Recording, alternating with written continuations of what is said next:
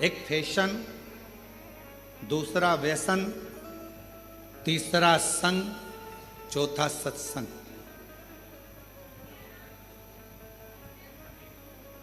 इन चारों का अलग अलग क्रम है। क्या क्या? जम के बोलो। पहला फैशन, दूसरा व्यसन, तीसरा संग और चौथा सत्संग। चारों का अलग अलग है। फैशन क्या करता है? आपको ऊपर से अच्छा करता है।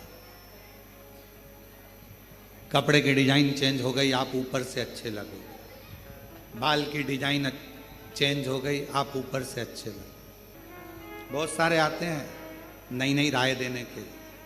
हमसे भी आकर जो मिलने आते हैं तो कई बार बहुत विद्वान भी आता। बच्चे हैं वो तो कहने में कुछ भी कह जाए। ओ गुरुजी, तुम्हारे आगे के पूरे बाल उड़ गए, हमारे उधर एक डॉक्टर है वो ट्रांसप्लांट कर देता।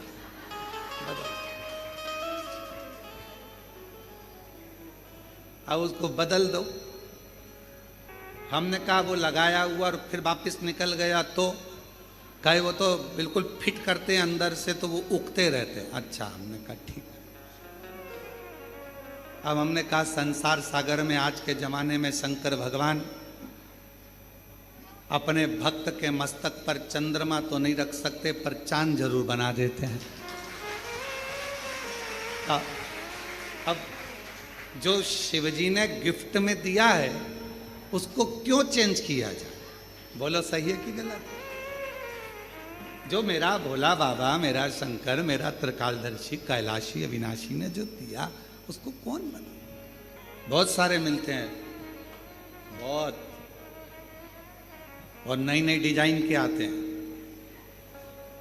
तो शिव महापुराण की कथा कर रही है कि पहले नंबर पर है, जम के बोलो, फैशन। फैशन क्या करेगा? आपको बाहर से बदलेगा,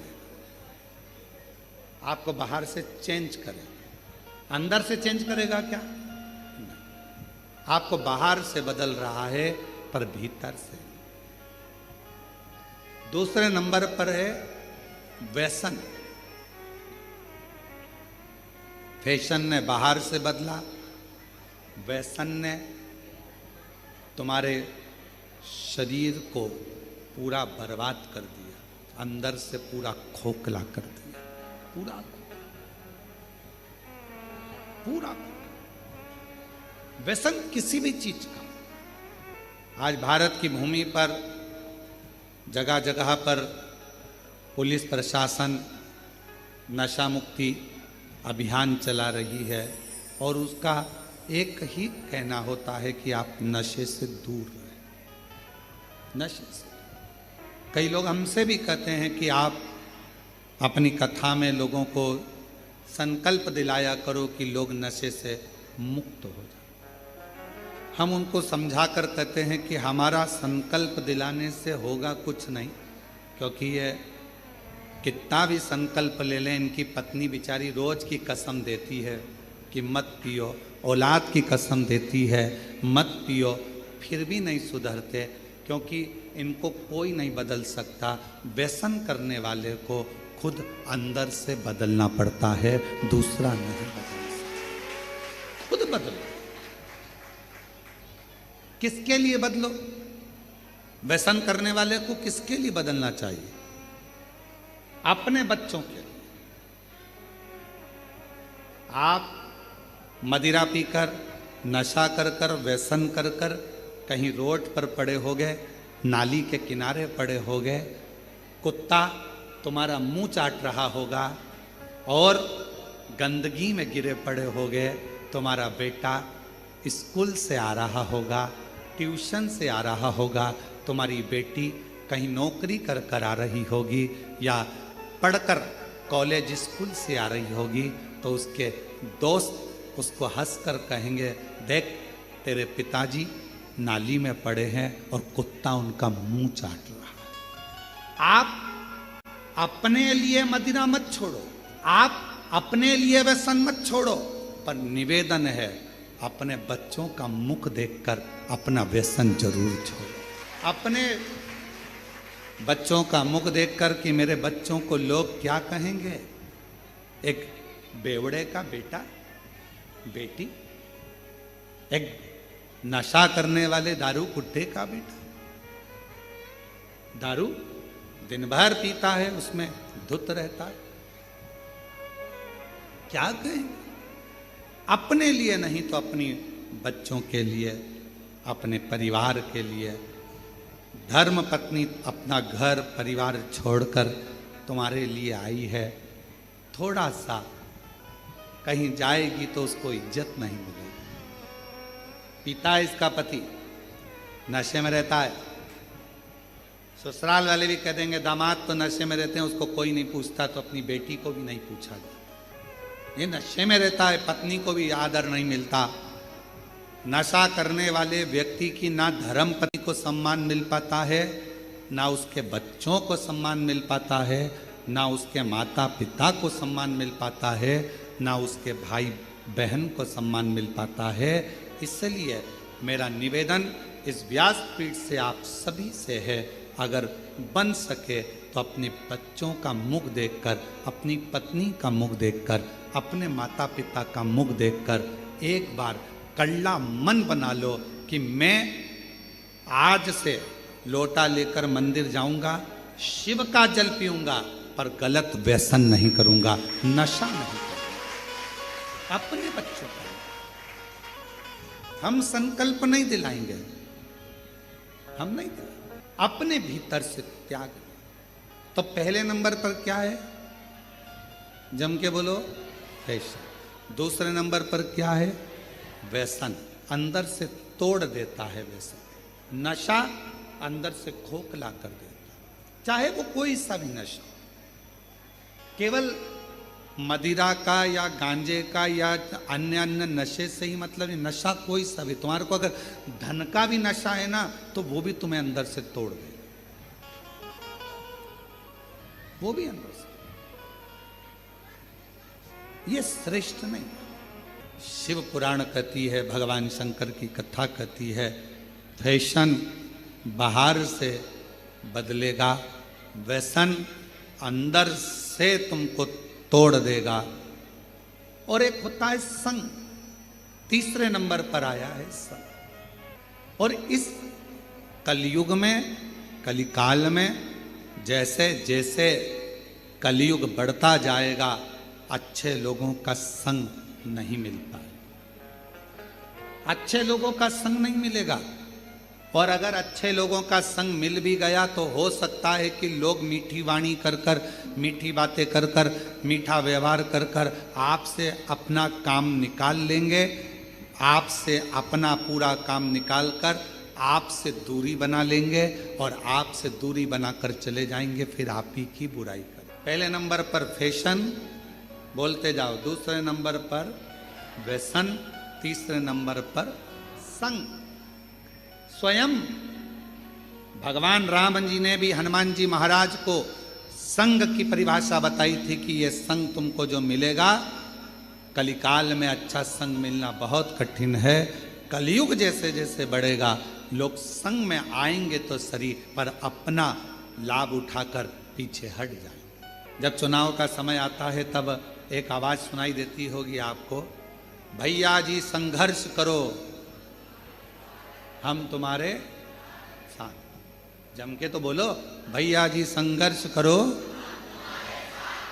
हम तुम्हारे साथ। अब ईमानदारी से बोलो, अगर तुम साथ होते तो भैया को संघर्ष की जरूरत ही क्या पड़ती, जरूरत पड़ती क्या।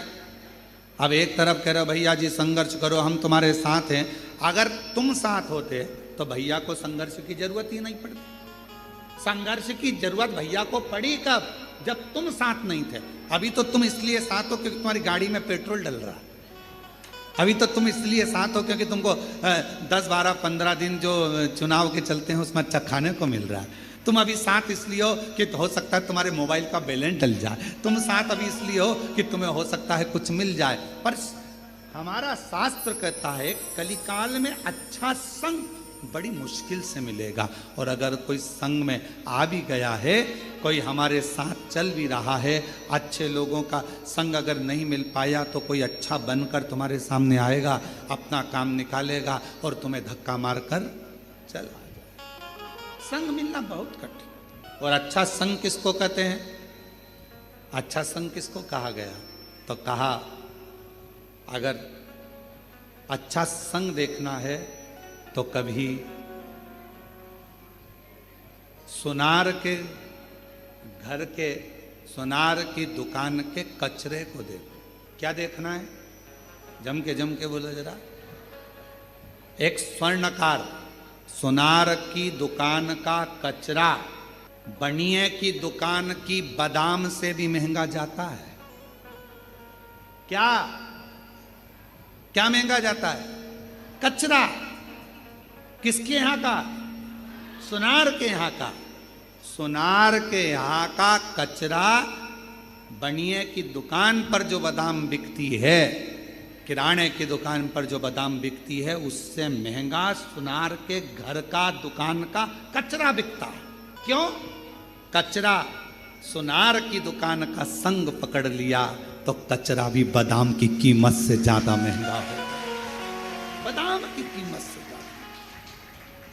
केवल कचरे ने संग पकड़ा, और कचरे ने संग पकड़ा तो वो बादाम की कीमत से भी ज्यादा महंगा हो। बादाम की कीमत से। आप अच्छा संग करेंगे तो आपकी कीमत बढ़ेगी, अच्छा संग नहीं कर पाएंगे तो कहाँ कीमत। दुनिया में कई लोग ऐसे हैं मक्खी की तरह कि मक्खी को कितना भी समझाओ कि फूल रखा है। अब मक्खी को देखो तुम, ये माला रखी है, माला पे एक मक्खी नहीं मिलेगी तुम्हें। फूल अच्छा है, फूल पे मक्खी नहीं मिलेगी। गुलाब का फूल रखा है, कमल का फूल रखा है, खूब अच्छा खुशबूदार फूल रखा है, मक्खी उस पर नहीं बैठेगी। मक्खी की आदत क्या है? हमेशा गंदी जगह पर जाकर बैठती है। अब मक्खी को कोई पकड़ कर ज्ञान दे, अच्छी जगह बैठ जा, इतनी सारी जगह है, क्यों गंदी जगह बैठती है? देख कितनी अच्छी जगह पड़ी है, फूल पड़ा है, इत्र पड़ा है, खूब अच्छी जगह पड़ी है, वहां बैठना। कहाँ तू गटर में पड़ी है, कहाँ गंदे कचरे पर पड़ी है, कहाँ गंदी गंदी जगह पर बैठ रही है? अच्छी जगह बैठ। पर मक्खी जैसे संसार में ना जाने कितने लोग हैं जो दिन रात इनको समझाया जाता है, अच्छा देखो, अच्छा बोलो, अच्छा करो, अच्छा सुनो, पर फिर भी वो मक्खी की तरह होते हैं। ना वो अच्छा देख पाते हैं, ना अच्छा बोल पाते हैं, और ना अच्छा सुन पाते हैं। वो समझ ही नहीं पाते, उनको समझना मुश्किल। फैशन, व्यसन, संग, ये तीन। अच्छा संग मिल जाए जिंदगी में तो फिर कहीं पलट कर देखने की जरूरत नहीं पड़ती। अच्छा संग। और चौथे नंबर पर जो आया है उसका नाम है, जम के बोलो, सत्संग। सत्संग क्या करता है? क्या करेगा सत्संग?